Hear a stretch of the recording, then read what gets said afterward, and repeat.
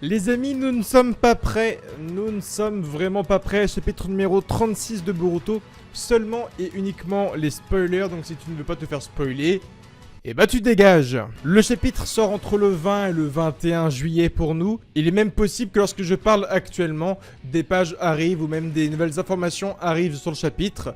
Mais là, les premières que j'ai sont juste vraiment sympas, carrément sympas. Donc je vais vous en parler, je les ai déjà découvertes et déjà partagées sur Twitter. Et oh mon dieu, on n'est pas prêt. Alors Jigen ne va pas aller à pied à Konoha ou en faisant du stop. Il va directement se téléporter là où se trouve Kawaki. Ça veut dire directement chez Naruto ou bien dans le bureau de l'Hokage. Si tu veux savoir, Jigen va directement sortir du Kama de Kawaki, un peu comme un Dojutsu spatio-temporel.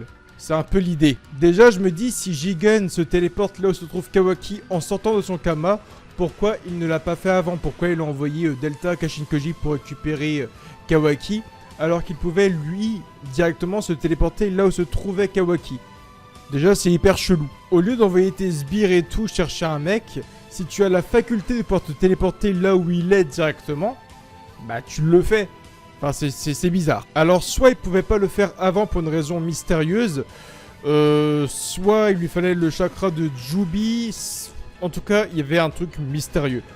Si Jigen ne s'est pas téléporté à l'endroit même de Kawaki il y a maintenant quelques chapitres, c'est qu'il y a une raison, ça c'est sûr. Donc Naruto va vouloir s'opposer face à Jigen, mais rapidement, Jigen va neutraliser Naruto en quelques secondes. Ouais, c'est violent. Tout simplement parce qu'il a avec lui des Kuroibo, donc les bâtons noirs de chakra, qui peuvent bloquer le chakra directement. Donc les mêmes bâtons qu'avait par exemple Momoshiki ou encore Pain, pour avoir encore une fois un ordre d'idée. Il en a plusieurs avec lui et donc il va les planter dans Naruto. Et Naruto va être complètement cloué au sol, incapable de bouger.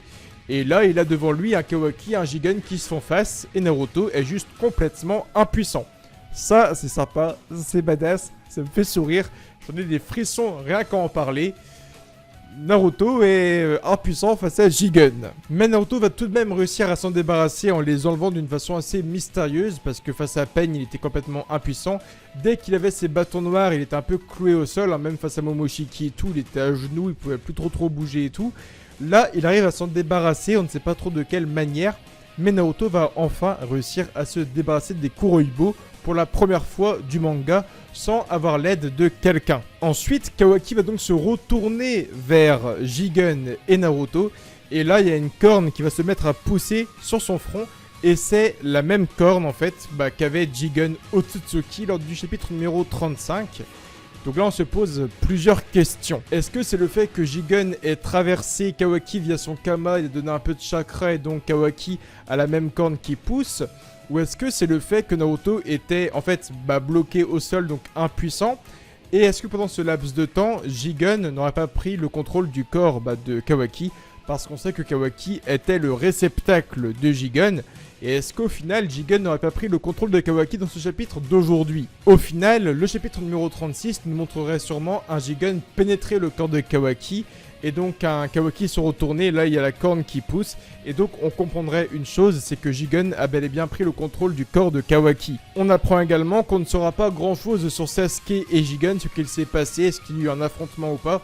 On ne saura pas vraiment grand chose, mais du moins Sasuke sera complètement absent du chapitre dans la majeure globalité et majorité. Dans la majeure globalité et majorité.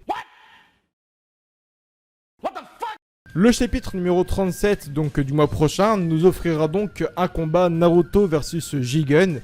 Et d'ailleurs le chapitre donc numéro 36 donc qui sort dans 2 jours maintenant portera le nom de l'attaque surprise. Donc sûrement l'attaque de Jigen sur Konoha. En même temps le mec vient de se téléporter chez Naruto directement. Gros coup de pression. Ça veut dire que le mec était dans une dimension à des années-lumière de nous, ça se trouve. Et en même pas 2 secondes, il vient de pénétrer dans la cuisine, ça se trouve, de Naruto. Ou bien de poser son cul sur le bureau de l'Hokage. J'espère vraiment que son entrée sera badass. Mais genre vraiment. Genre Naruto, il est en train de parler avec Shikamaru, il se retourne et là, bim, t'as Jigen qui est sur le bureau assis.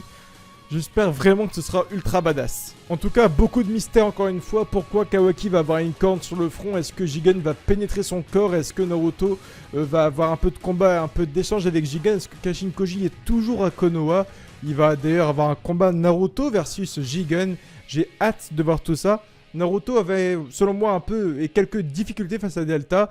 Là, il va affronter Jigen qui mettait un peu des sueurs froides à Sasuke. Donc j'ai franchement hâte de voir tout ça. J'ai partagé donc les quelques spoilers sur Twitter il y a maintenant quelques minutes. Vous êtes beaucoup à penser que la mort de Naruto pourrait arriver aujourd'hui. Je ne pense pas. Il a tout de même beaucoup de choses à nous montrer aujourd'hui.